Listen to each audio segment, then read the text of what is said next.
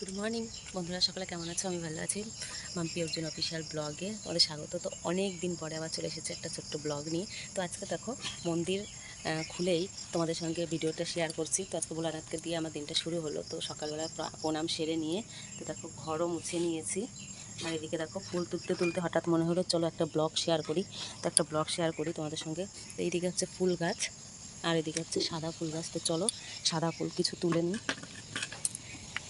এই যে একটা লাঠি নিয়ে নিয়েছি, এই দেখো কোটা, এটা দিয়ে ফুলগুলো পাড়বো। এই যে তুলসী তলা লেপে নিয়েছি, তুলসী গাছ। এই দেখো বেল গাছটা 3বার মরে যাওয়ার পরে এবার আবার এত বড় হয়েছে। এই গাছটা আমি সত্যি ভোলানাথ রূপে পুজো করি, গঙ্গার জল দুধ ঢালি, কিন্তু গাছটা জানি না কেন কিছুদিন পর পর মারা যায়। সকালবেলার কাজ তো সেই 4টার সময় থেকে ওটা তাঁত বুনছে। দেখো আমরা এই কাজ করি। আর এদিকে দেখো গলাটা এত খালি খালি লাগছে, সেই মালাটা কবে ছিঁড়েছে। দিদিভাইকে বলেছি ঠিক করে দিতে, তো উনিও টাইম পাচ্ছে না দেখে, এই জন্য ঠিক করে দিতে পারছে না। তো চলো মামার স্কুলের টাইম হয়ে যাচ্ছে, 6টা বেজে গেল, এখনও অনেক কাজ বাকি আছে। তো চলো তো ফুলটা তুলে নিই, তারপর মামাকে ডাকি। দেখো এই জঙ্গলের ভিতরে ফুল তুলতে যেতে হবে। এই দেখো আমার সাদা ফুল গাছ, এটা তুলবো। এই দেখো সাদা ফুল গাছ,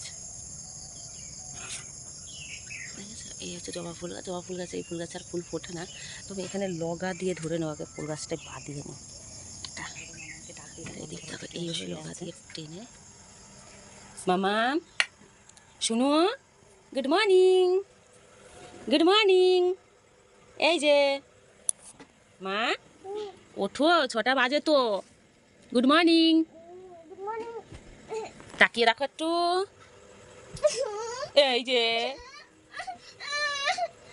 এই যে সকালবেলায় 6টা বাজে, এখন স্কুলের টাইম। আজকে এরকম ঝামেলা করবে স্কুলের দিন। ওঠো মা, ওঠো ওঠো, দেরি হয়ে যাচ্ছে মা। লাইট বন্ধ করো, এখন লাইট বন্ধ করলে হবে মা? চলো মশারি টশারি খুলে দিই। আচ্ছা লাইট বন্ধ করে দিচ্ছি।